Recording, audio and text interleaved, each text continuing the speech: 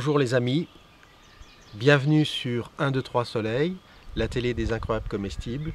Nous sommes ici à Colroy-la-Roche, mardi 24 juin 2014 et j'ai le plaisir de vous présenter notre premier journal. Donc pour cette émission 1, 2, 3 Soleil, nous verrons ensemble les reportages des actions qui se passent actuellement en France et dans le monde. Nous allons voyager, nous allons vous donner la parole, nous allons pouvoir prendre connaissance des différentes actions solidaires qui se passent au sein des incroyables comestibles d'une commune à l'autre. Pour commencer, j'aimerais accueillir les derniers groupes de cette semaine qui sont arrivés. Ça bouge beaucoup en Franche-Comté. Après Besançon et Montbéliard, on a eu le démarrage de Audincourt et Exincourt dans la même journée, suivi de Belfort. C'est avec grand plaisir que nous accueillons les nouvelles équipes au sein du projet. Et puis, sans attendre, je vous propose que nous nous rendions dans le Maine-et-Loire avec l'équipe de Madré-Thierra, où nous allons découvrir l'action des incroyables comestibles d'Angers, portée par Gabriel Runfola. Alors à Angers, c'est quelque chose de magnifique qui se passe. On a vu le démarrage du premier CHU de France, qui a fait son jardin incroyable comestible, son jardin potager. Il y a également des actions sur le campus de l'université, des programmes expérimentaux et l'équipe de Gabriel qui a lancé le programme avec la photo de pancarte incroyable comestible Angers l'année dernière. Et à présent, les bacs se développent, des terrains se proposent pour cultiver les incroyables comestibles. Donc regardons l'expérience incroyable comestible Angers. L'histoire et la chanson est la même chose. Nous sommes ici au plein cœur d'Angers, place Ney, pour vous parler des potagers urbains. À 2 pas ici se trouve un immeuble où les incroyables comestibles préparent leur guérilla gardening. Personne de mieux pour nous en parler que Gabriel Runfola. On part à sa rencontre. Dans mon jardin, il y a la mer là-bas au loin. Ah oui, ça va aller. Bonjour les incroyables comestibles. Bonjour Charlotte. Tu es le représentant des incroyables comestibles à Angers. Qu'est-ce que vous faites aujourd'hui? On fait des bacs dans le cadre des incroyables comestibles. Ces bacs et ces légumes vont être mis en place sur toute la ville, donc dans les rues. Et donc l'objectif c'est après que les gens, les voisins, que ça interpelle ces voisins et que de bouche à oreille, ils viennent après en faire d'autres. Au niveau mondial, cette guérilla gardening a pris pas mal d'ampleur. Comment on est en France par rapport à ce mouvement? Au niveau de la France, ça se met petit à petit en place depuis 1 an. Les incroyables comestibles en fait, viennent de Todmorden en Angleterre. Et donc, par exemple, ici à Angers, il y a des potagers qui ont été mis en place chez les propriétaires à la place Ney. Et au lieu de planter des fleurs, ils ont mis des légumes. Donc c'est bien parti, hein. Même sur Paris, on a des exemples un peu partout, Saint-Nazaire, où ils ont planté des bacs avec des légumes. C'est vraiment, comme vous avez dit, la guérilla gardening. On attaque les villes par les légumes, par le potager. Et donc comme ça, au moins vous savez ce que vous mangez. C'est ça, derrière, c'est bien entendu se réapproprier, redevenir autonome, c'est relocaliser la production et puis aussi savoir ce qu'on mange. Tout ce que c'est récupérer l'espace public pour des activités en commun, ça me plaît vraiment, ça m'accorde avec mes valeurs. Donc si on veut rejoindre les incroyables comestibles et donner un petit coup de main, où est-ce qu'il faut s'adresser? C'est simple, il y a une page Facebook incroyable comestible 49 ou encore un mail incroyablecomestible49@gmail.com. Gabriel, tu es locataire dans l'immeuble du potager, est-ce que tu peux nous montrer ton jardin? Oui, tout à fait, donc j'ai un potager carré avec des salades ici. J'ai également donc des radis, des choux, de l'ail ici, et puis par là il y a des framboises. Il y a même des petites fraises. Là on a une vigne, des lavandes, un kiwi. Gabriel, maintenant que je suis là, tu vas bien m'offrir une framboise? Eh bien voilà, la framboise du jardin.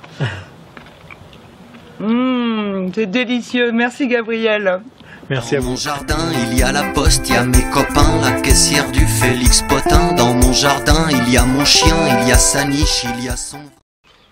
Bien, après avoir vu ce magnifique reportage d'Angers, je vous propose qu'on prenne la route ensemble et que nous nous dirigions en Drôme provençal, à Montbrun-les-Bains, où on va pouvoir découvrir une expérience tout à fait original avec la médiathèque et les incroyables comestibles qui ont démarré dans la commune.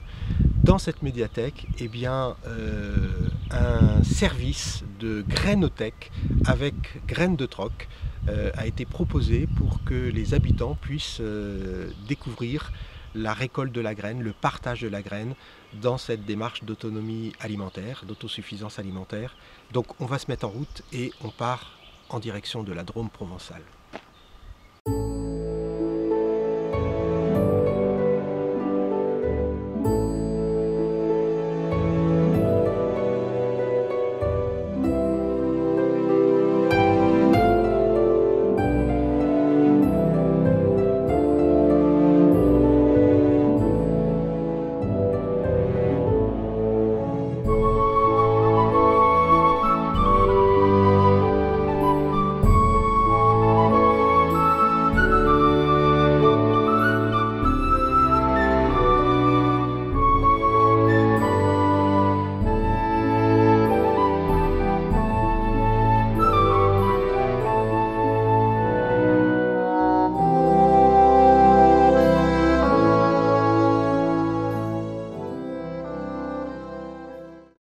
Nous sommes à Montbrun-les-Bains et avec Isabelle qui est responsable de la médiathèque de la commune, du village.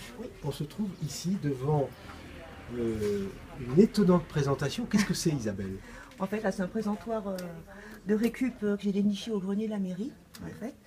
Et donc, c'était une façon de mettre un peu en valeur les jardins, les livres sur le potager, ainsi que les revues. Parce que c'est des livres qui sortent vraiment beaucoup et toute l'année. Ouais. Et bon, c'est vrai que la bibliothèque étant un peu petite, ils étaient un peu en bas. Donc là, c'était super. Et bon, je suis peut-être la responsable, mais j'ai une bonne équipe aussi de bénévoles. Je ne travaille pas toute seule, qui ont beaucoup d'idées, qui sont très ouvertes et qui pensent, elles sont très plantes. Et donc, c'est une copine qui m'a passé l'information. Et donc, en 5 minutes, j'ai dit, moi, ça m'intéresse. Je crois que ça intéresse tout le monde. Hein. Ouais. Dans le village, voilà, on est pas mal porté sur les plantes Montbrun-les-Bains. Alors là, je vois grainothèque, voilà. Qui est un concept qui a été mis au point par Graines de Troc, c'est bien ça? Voilà, c'est ça. Avec les incroyables comestibles. Tout à fait. Alors c'est quoi le principe? Le principe, c'est de se rencontrer, c'est des semences en fait à partager, des semences fleurs ou légumes, voilà, pas des hybrides. Hein. Il faut conserver nos graines, surtout les graines locales. Et c'est très important, l'échange et le troc, la communication. Tu peux nous présenter ce qu'il y a dans la petite boîte? Alors voilà, une petite boîte artisanale. Ouais. Donc avec un petit peu de couleur, un petit cœur avec un petit mélange de fleurs. Donc là, ce sont les casiers à fleurs et les légumes. D'accord, je vois même des petits sachets où on reconnaît du cocopelli. Donc ça veut dire qu'il y a des gens qui viennent déposer les semences. Bien sûr. Et il y en a d'autres qui les prennent. Tout à fait. Puis bon, il n'y a pas d'obligation. Hein. Il y a des gens qui en ont pris, mais voilà, des gens qui sont aussi en vacances. Alors, donc c'est sûr, ils viennent en vacances, pas avec leurs graines. Hein. Ouais. Il n'y a pas d'obligation. Ma question, c'est comment réagissent le public qui vient ici à la médiathèque en voyant cette grainothèque? On doit poser des questions. Comment ça se passe? Tout à fait. Donc les gens sont assez étonnés, ils trouvent que c'est super. Il n'y a pas d'autre mot. Ah ouais. Voilà, et donc on leur explique. Et je trouve que c'est bien qu'ils fassent la même chose chez eux. Ouais. Voilà, dans leur village ou en ville ou dans un quartier. Alors, ça rapproche les gens. Ouais. Et puis bon, les gens s'intéressent de plus en plus au jardin, au jardinage. Ouais. Puis même ne serait-ce qu'une balconnière, quand on n'a pas de jardin. Tout à fait. Voilà, donc je peux pas. Donc les gens se servent, mais bon, ils sont en vacances et donc ils n'ont pas de graines, mais c'est pas grave. Ouais. Ce qui compte, c'est qu'ils aient des graines aussi. D'accord, donc c'est un moyen de sensibiliser la population à la semence reproductible pour faire son jardin, les incroyables comestibles. Et du coup, beaucoup de contacts parce qu'il y a des débutants. Voilà, donc il ne faut pas hésiter à poser des questions quand on sait. C'est de l'entraide, un coup de main, pourquoi pas, et surtout des conseils. C'est pas toujours évident. Dans un jardin, il y a tous les ans des petits problèmes, des fois, c'est jamais les mêmes, mais c'est bien d'en parler. Et c'est aussi un moyen de valoriser la collection de livres sur le jardinage, le jardin bio, les semences, etc. Bien sûr, il y a des bonnes maisons d'édition, voilà, des magazines. Voilà, des magazines. C'est très varié. Sur la mare, aménager une mare. Là, vous avez, pour conserver ces fruits et légumes. Très bien. C'est important, les remèdes naturels. Voilà, ça c'est de très bons livres. Et du coup, ils sortent beaucoup. C'est très varié. J'en ai un très drôle aussi, comment louper son jardin sans complexe. Ah d'accord. Faut y penser. Voilà. Très bien. Eh bien, je vois en plus qu'il y a une très très belle présentation. Voilà, puis après tout sur internet, hein, il suffit de télécharger pour les petits sachets, il y a les modèles, ils expliquent tout, c'est très simple. Voilà, j'espère que plein de gens vont faire la même chose. Merci Isabelle. Voilà, c'est moi qui vous remercie. Bonne continuation. Merci. Vive les incroyables comestibles!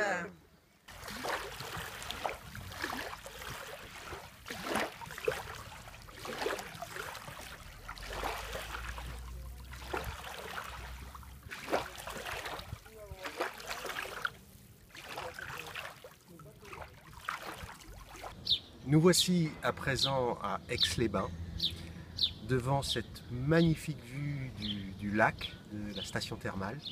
Et c'est dans cette ville d'Aix-les-Bains que les incroyables comestibles ont démarré dès l'année 2012, notre premier exercice en France. Ils se sont un peu essoufflés et un nouveau groupe s'est lancé récemment, donc ça repart dans la ville tout doucement. Pour notre sujet à présent, je vous propose de faire un saut au Québec, où nous allons directement à Sherbrooke, dans cette ville de 200 000 habitants, où se sont réunis 750 personnes pour lancer le programme de Sherbrooke Ville Nourricière, et les incroyables comestibles ont été présentés au théâtre Granada, dans une ambiance chaleureuse, et nous allons découvrir ensemble ce sujet des incroyables comestibles Sherbrooke Ville Nourricière.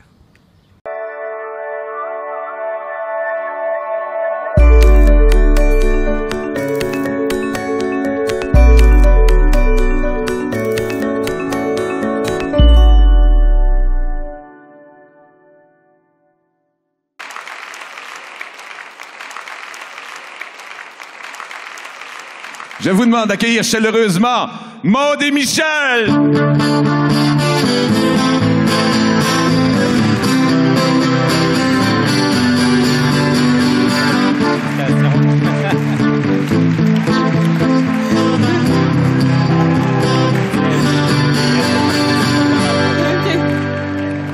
Bonjour. Merci d'être venu en aussi grand nombre. Merci à Michel d'avoir voulu m'accompagner dans cette folle aventure de présentation des incroyables comestibles. Donc, je m'appelle Maude Saint-Jean. Je vais commencer par vous expliquer pourquoi je me suis intéressée aux incroyables comestibles. Eh bien, en fait, quand j'étais plus jeune, moi, j'ai grandi en banlieue, dans le 450, dans le royaume des piscines hors terre et des clôtures.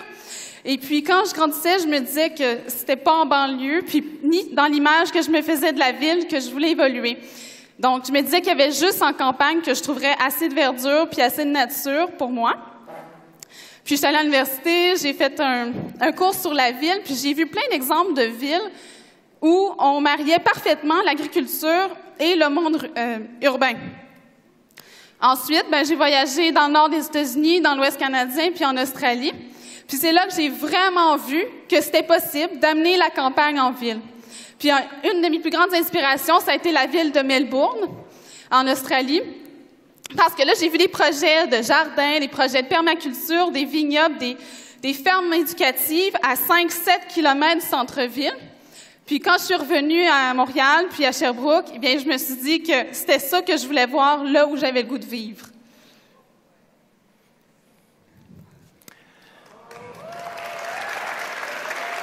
Bravo, Maude. Merci beaucoup de l'invitation.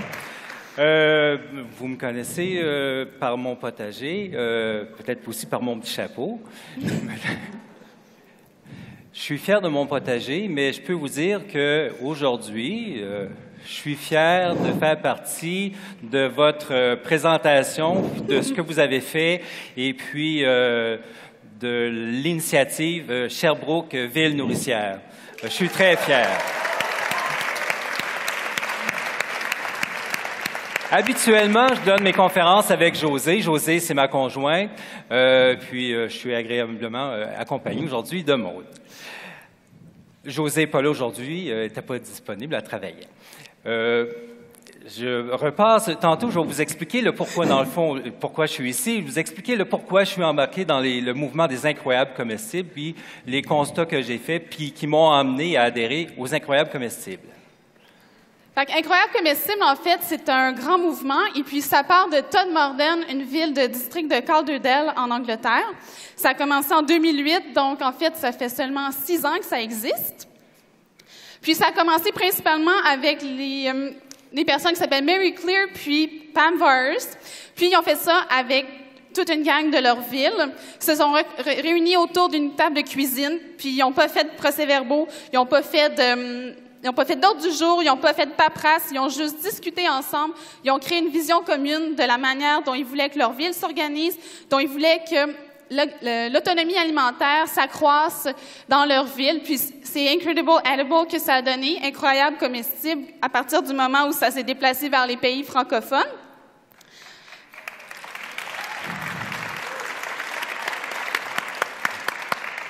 Puis ce que c'est, en fait, Incroyable Comestible, c'est un grand mouvement citoyen de promotion de l'agriculture urbaine. Et puis la manière dont ça s'organise, c'est que les gens font des potagers dans des lieux visibles.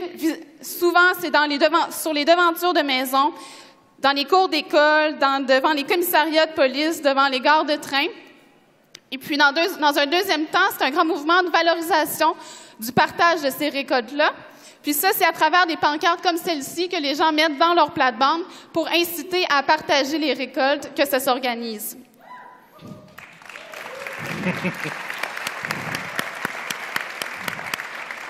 Pam Varhurst, elle a identifié 3 volets qui avaient été vraiment bénéfiques pour sa ville à travers Incroyable Comestible. Elle appelait ça les 3 assiettes. La première assiette, c'est le communautaire, c'est-à-dire qu'elle a vraiment eu l'impression que les liens entre les gens s'étaient resserrés, puis que c'est toute la communauté de Todmorden qui s'en était vue améliorer. La deuxième assiette, c'est l'éducation et les apprentissages. Ça, c'est à cause que, dans le fond, à partir du moment qu'ils ont fait Incroyable Comestible, toutes les écoles primaires, toutes les écoles secondaires s'en sont mêlées. Ils ont fait des potagers, ils ont fait des poulaillers dans les cours, puis ils ont intégré dans le cursus académique de ces écoles-là l'horticulture. La troisième assiette, c'est les entreprises locales. Parce que si aujourd'hui, on peut dire que Incroyable Comestible a fait en sorte que Todmorden a passé de 23 à 83 d'autonomie alimentaire, ça ne se serait pas passé sans l'aide des entreprises agricoles qui ont tous bénéficié de cette initiative-là. Puis, une parenthèse, au Québec, le MAPAC dit que lorsqu'il y a 1 d'augmentation d'achat local, ça crée 1800 emplois directs et indirects. Yes!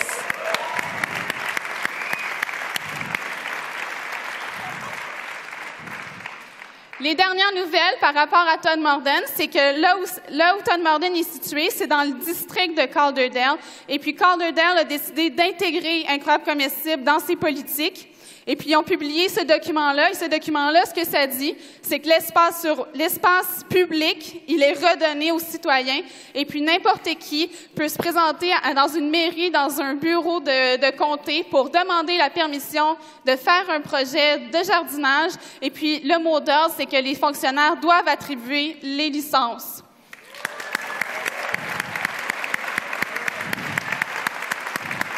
L'université aussi s'en est mêlée, c'est-à-dire que l'université a décidé de demander la participation des citoyens parce qu'ils sont en train d'organiser une grande cartographie des environs. Puis, ils demandent aux gens de les téléphoner pour leur dire où il y a déjà des jardins, où est-ce qu'il y a un potentiel à créer des jardins, puis où est-ce qu'il y a des endroits où est-ce qu'il y a moins de potentiel pour organiser le futur d'Incroyable Comestible. C'est à mon tour. Pourquoi on en est arrivé aujourd'hui à avoir des mouvements comme ça incroyables comestibles? Je vais vous parler de notre expérience à nous. Je me présente dans le fond en tant que quelqu'un qui a fait un potager, qui ne connaissait rien. Tout ce qu'on avait, dans le fond, de connaissances, moi et José, c'était des souvenirs anciens que nos grands-parents avaient un jardin. Puis la plupart des gens de notre entourage ont été coupés de façon assez marquante de l'agriculture urbaine. Quand on a décidé de faire un potager, on a regardé sur le terrain, on avait trop d'ombre à l'arrière. L'ensoleillement, on l'avait seulement qu'à l'avant. Et puis, ça nous a emmené, parce qu'on savait que de transformer notre terrain de devant en jardin, c'était pas usuel. Fait que Josée était vraiment pas d'accord au début, là, vraiment, elle voulait pas en entendre parler. Je suis allé chercher des exemples sur Internet, puis je suis tombé sur quelqu'un on est rentré en contact avec lui, c'est Fritz Haig. Il nous a beaucoup inspiré. Lui, vraiment, il est parti en croisade contre le gazon aux États-Unis. Il avait fait un livre. C'est un artiste multidisciplinaire. Ce qu'il faisait, dans le fond, c'est qu'il allait sur des terrains comme ça, puis il changeait le terrain en potager. Et puis, il a fait un livre avec plusieurs projets. Il est invité sur plusieurs tribunes, notamment avec Martha Stewart. Il est très connu aux États-Unis. Ce qu'on a eu à faire, on s'est inspiré un des projets de Fritz Haig, c'est celui-là, et puis on a complètement enlevé la pelouse devant le terrain, on a construit des bacs. Toujours est-il on connaissait rien là, de l'agriculture, fait qu'on est allé chercher sur Internet de l'information à savoir comment qu'on devait faire pour avoir les meilleures pratiques, puis on a décidé de faire notre potager, puis c'est ce que ça a donné. Puis si j'avais à le refaire, je ferais encore la même chose. Mais les autorités de la ville n'en ont pas entendu la même chose, puis ça nous a amené à devoir nous battre un petit brin avec la ville pour faire changer les règlements municipaux. Pourquoi? Parce que ça fait juste du sens de dire on a un espace et on devrait l'utiliser. Sébastien vous en a parlé un petit peu tantôt. D'où vient le règne du gazon sur le devant des façades? Si on regarde cette maison-là, ça peut représenter une maison ancestrale. C'était la pratique de faire pousser notre nourriture à proximité. C'est naturel, puis c'est ce que les gens faisaient. Là où ça commençait à être moins naturel, c'est quand les gens ont décidé de faire un étalage de leur richesse, puis ça commençait en Angleterre. Ils n'ont pas les mêmes conditions que nous ici. Et puis, juste vous imaginez au 17e siècle, je ne sais pas si les gens savent, bonjour, les gens savent comment on coupait le gazon à ce moment-là. Non, il n'avait pas de tondeuse, hein? Tout le monde était à quatre pattes puis il coupait le brin d'herbe à côté. C'est dément, là. On ne peut pas imaginer ça. Alors, c'est un étalage de puissance, de richesse. Et puis, 100 ans plus tard, cette même folie s'est transférée ici aux États-Unis. Ça, c'est Monticello. Sur les 5 sous, c'est le symbole, c'est la maison qui est sur les 5 sous. C'est seulement qu'à la fin du siècle 1890 qu'on a eu une tondeuse qui était commerciale. Puis, par contre, on aurait pu penser qu'à ce moment-là, les gens auraient d'office commencé à avoir du gazon sur le devant de maison. Mais ce qui est arrivé, on a eu 2 guerres, la première et la deuxième guerre mondiale, et puis le gazon n'a pas nécessairement pris son emprise sur les devants les façades de maison. Ce qu'on faisait, on faisait la promotion de faire des jardins pour que les gens cultivent des légumes, se nourrissent par eux-mêmes, pour dégager les agriculteurs, dégager les légumes pour qu'on envoie les légumes au front. C'est la première guerre, celle-là, c'est en 25. Là, on a une publicité en 41. Et puis, c'était normal, puis c'était même vu comme étant un geste patriotique d'avoir son potager en façade. Ça montrait que nous, on avait à cœur de faire notre effort de guerre. Après la guerre, on a vu les naissances des premières banlieues. Ça frappe quand on voit ça. Ce qu'il y avait de particulier, c'est qu'on vendait les maisons avec déjà le gazon en façade. Et puis, c'était le rêve américain. Sébastien en a parlé tantôt. Mais est arrivé, plusieurs années après, à peu près dans les années 70, on a commencé à avoir soit le choc du pétrole, des problèmes environnementaux. Et puis là, la pelouse ne faisait plus autant rêver. Ce qu'on voulait, c'est de poser des gestes plus éco-responsables. Là, on a commencé à parler des jardins, les nouveaux jardins de la Victoire. Les gens voulaient faire quelque chose et puis c'est ce qui est arrivé. Les gens, tranquillement, un peu partout dans le monde, ont commencé par conscientisation à faire des jardins différents. Celui-ci, c'est quelqu'un qui habite aux États-Unis, qui est Julie Bass. Elle s'est fait attaquer par sa ville, elle aussi. 93 jours de prison qu'on lui promettait, ça n'enlevait pas son jardin. Ça ici, c'est des gens qui sont à Vancouver, qui ont fait des jardins comme ça de façade. On les a contactés aussi, puis ils font des beaux projets. On peut avoir des jardins en bac, des jardins avec des plates-bandes entourés comme ça. C'est ce que nous, on a fait. Alors, je vais laisser la parole à Maude, puis je vais revenir tantôt à savoir qu'est-ce que ça nous a amené de faire un jardin comme ça, de façade. Je vais continuer avec les étapes de démarrage d'une initiative incroyable comestible dans sa ville.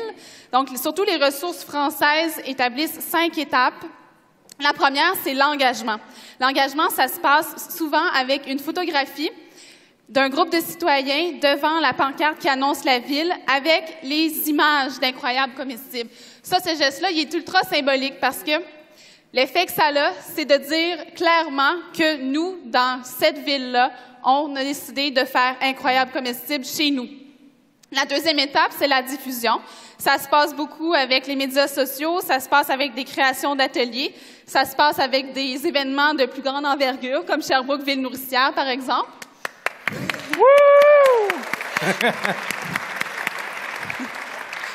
Ensuite, c'est les projets individuels, c'est-à-dire que chacun, on fait des jardins devant chez soi, un peu comme Michel l'a fait. L'impact que ça a, il est immense, surtout sur les voisins, mais à partir du moment que les voisins l'ont fait, c'est le deuxième voisin puis le troisième voisin, puis ça s'est vu à Sherbrooke aussi. Ça s'est fait dans la rue André Naud, par exemple. Ensuite, les projets collectifs. Ça, c'est de se regrouper pour faire des potagers, que ce soit dans des cours d'école ou devant des gares de train comme il y a à Todmorden. Et puis, finalement, la consultation, c'est d'aller à son conseil de ville, c'est de faire savoir à ses élus que dans cette ville-là, nous, on a décidé que l'autonomie alimentaire, c'était une priorité. Merci, Maude.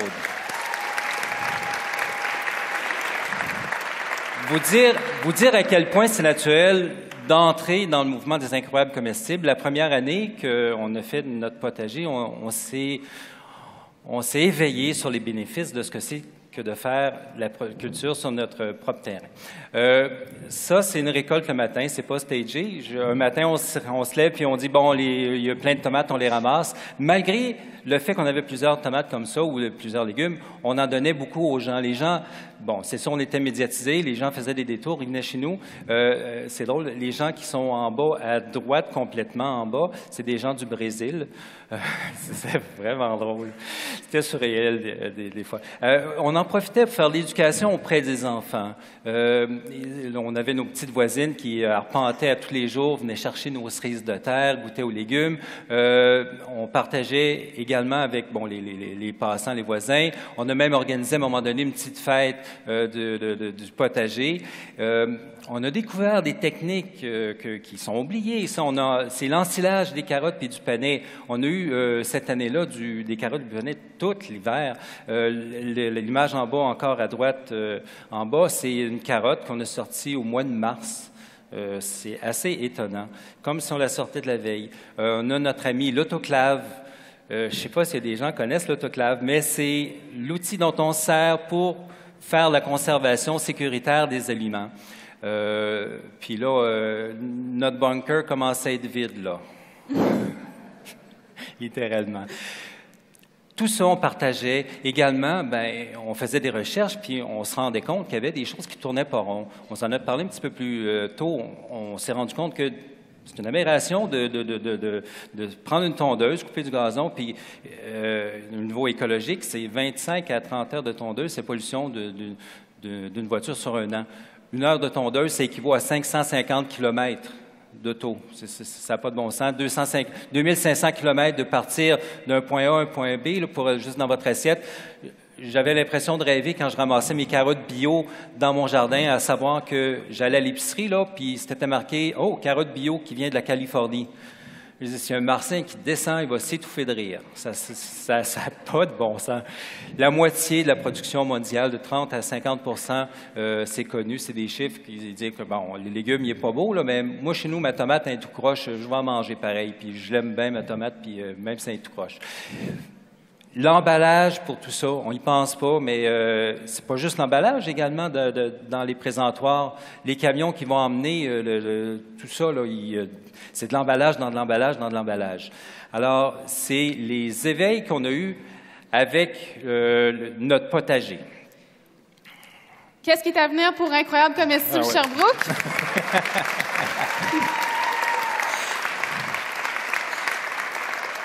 Ce qui est à venir pour Incroyable Comestible Sherbrooke, on continue à publier, à partager, à rédiger des articles pour mettre sur la page Facebook pour s'entretenir ensemble d'inspiration. Je vous invite à le faire. Puis moi, personnellement, ce que j'aimerais vraiment beaucoup, c'est qu'il y a des projets collectifs qui émergent à Sherbrooke. Puis je pense que la page Facebook, c'est le meilleur endroit pour les faire connaître, pour que les gens invitent à venir travailler dans le jardin de l'un et l'autre cet été. Puis en fait, je voudrais juste vous rappeler que quand on se pose la question, qu'est-ce qu'on va faire pour Incroyable Comestible Sherbrooke? Bien, en fait, moi, je vous la pose, la question, qu'est-ce qu'on va faire pour Incroyable Comestible Sherbrooke? Parce qu'Incroyable Comestible, c'est ni moi, ni Michel, ni personne qui est en arrière. Incroyable Comestible, c'est toutes vous autres.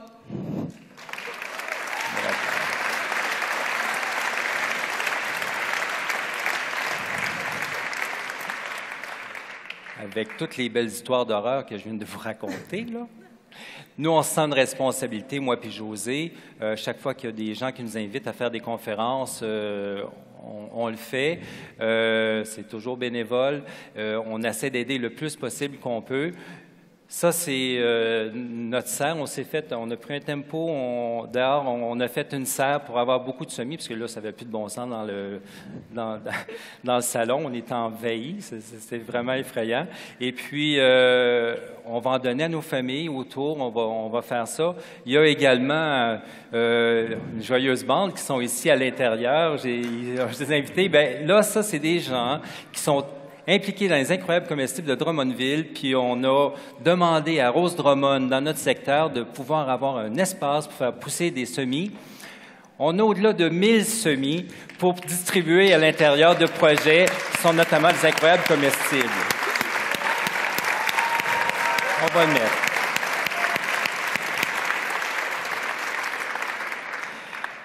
Et puis, il y a d'autres projets. On a ici Incroyable Comestible à Sherbrooke, à Drummond, un peu partout. On les encourage. Ça, c'est Jasmine qui en a fait un à Salaberry de Valleyfield, puis il y a plein de gens autour là-bas. Embarquer dans le mouvement, il y a pour partager, si vous cherchez des plantes, si vous voulez, il y a plusieurs façons d'embarquer dans le monde des Incroyables Comestibles. Je vous invite également d'aller sur Plain Catching. On met sur Plain Catching les endroits, soit les événements des Incroyables Comestibles ou les endroits où se trouvent des bacs des Incroyables Comestibles ou des plantes que vous pourriez trouver ou vouloir donner pour participer aux Incroyables Comestibles. Je vous mets le potager de façade du Parlement de Québec. Je ne sais pas si vous savez, mais l'an passé, le Parlement de Québec a mis un potager de façade de façon symbolique pour marquer le coup. C'est nos amis des urbainculteurs qui sont derrière le projet. Et puis, belle primeur, cette année, devant le Parlement de Québec, l'Assemblée nationale, on va avoir 4 bacs des Incroyables Comestibles pour le projet. Merci beaucoup. Il était temps, on se demandait. OK. Et puis, j'ai terminé, merci beaucoup. Et puis, j'ai fait également le guide du potager urbain. Je vous invite à aller le télécharger gratuitement. C'est potager urbain, guide du potager urbain. Et puis, vous allez avoir à l'intérieur de ça plein d'informations si vous voulez partir votre propre jardin. Alors, les Incroyables, comme on le dit, c'est aussi vous. Alors, lancez-vous. Merci beaucoup. Merci.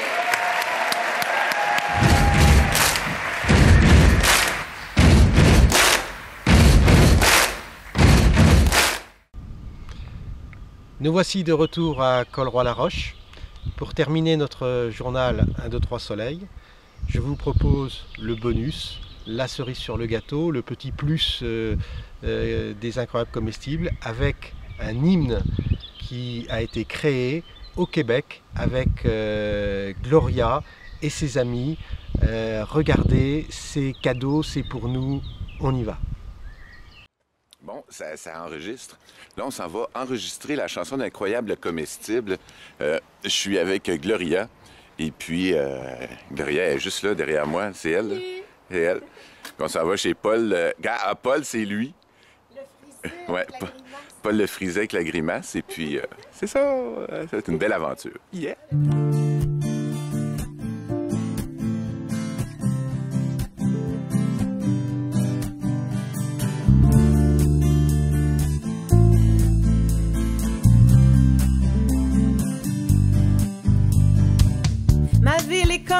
grand jardin. Potager potentiel de semences qui poussent vers le ciel, l'idée qui vient du cœur. Je partage ma récolte de fruits, de légumes et de fleurs. Incroyable, comestible. Incroyable, comestible. Le vent, les amis, les abeilles parlent une langue nouvelle de pluie et de soleil. On s'amuse fort en tripant gang à transformer la ville un peu comme la campagne. Incroyable, comestible. Incroyable, comestible. Les technologies appropriées sont là. C'est la sagesse du monde ancien, le beau défi du monde moderne. Le beau défi du monde moderne. Yeah. Les belles pensées, c'est comme des vagues. Ça va, ça vient, viens-t'en, on surfe sur l'arc-en-ciel. Viens-t'en, on surfe sur l'arc-en-ciel. L'arc-en-ciel. Yeah. Un peu de sable, beaucoup de terre. Dans notre compost, on met de l'amour. Dans notre compost, on met de l'amour. C'est la récolte quand on sème. Quand on sème.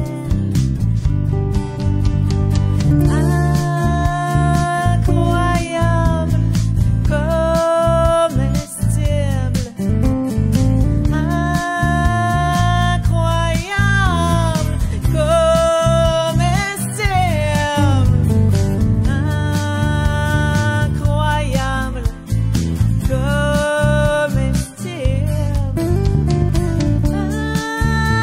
Incroyable, comestible.